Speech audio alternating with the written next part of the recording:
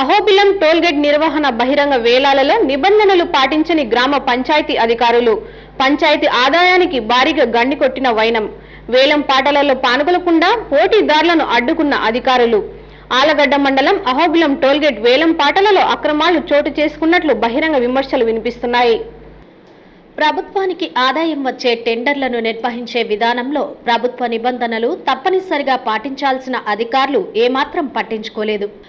అహోబిలం గ్రామ పంచాయతీ అధికారులు మరియు జిల్లా అధికారులు దృష్టి పెట్టకపోవడం పలు విమర్శలకు దారితీస్తుంది. గ్రామ పంచాయతీకి సంబంధించిన ఆదాయం కోసం నిర్వహించే బహిరంగ వేలాలు నిబంధనలకు విరుద్ధంగా నిర్వహించడం ఏమిటని పలువురు ప్రశ్నిస్తున్నారు. అహోబిలం టోల్గేట్ వేలాలు నిర్వహించే అధికారులు ఏమాత్రం నిబంధనలు పాటించలేదని తెలుస్తోంది.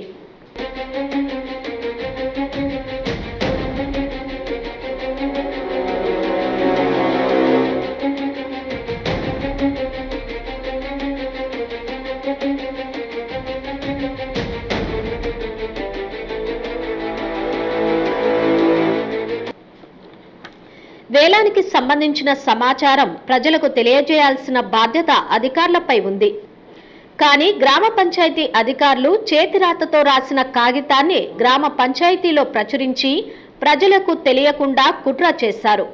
కనీసం కరపత్రాలు పంచి ప్రజల్లో పోటీతత్వాన్ని కల్పించి ఆదాయం తెప్పించాల్సిన గ్రామ పంచాయతీ అధికారుల తీరు తీవ్ర విమర్శలకు దారితీస్తోంది.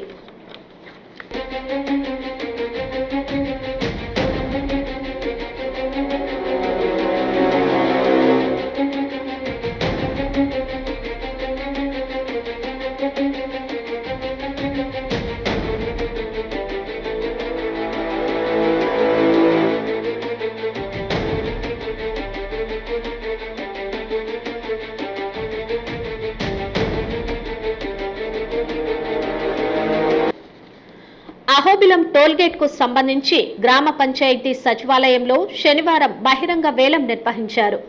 ఈ వేలాల్లో పాల్గొనడానికి వచ్చిన పోటీదారులను మరియు సీనియర్ టీడీపీ నాయకులు ఏవి సుబ్బారెడ్డి అనుచరులను వేలం పాటలో పాల్గొనకుండా అడ్డుకున్నారు. ఆదాయం పెంచాలని చూసినప్పటికీ వారిని అడ్డుకున్న సంఘటన జిల్లా వ్యాప్తంగా తీవ్ర దుమారానికి దారితీస్తోంది. కేవలం గ్రామ పంచాయతీకి సంబంధించిన వారు మాత్రమే వేలాల్లో పాల్గొనాలని అధికారులు సూచించడం చర్చనీయంగా మారింది. ప్రకటనలో అటువంటి నిబంధన ఎక్కడా చూపనప్పటికీ అధికారులు విడ్డూరంగా వ్యవహరించి గ్రామ ఆదాయానికి భారీగా గండికొట్టారు.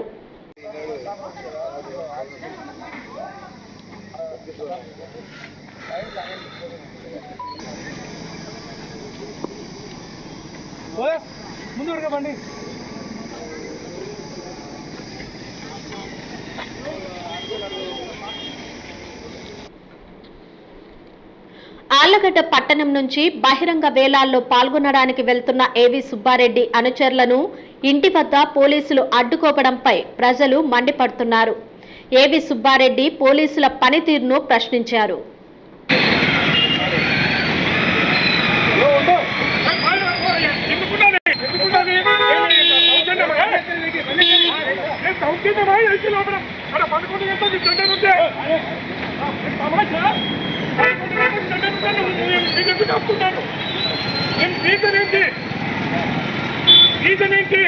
ఎందుకు ఆపుతుంటారు రైతులు? రమ్మను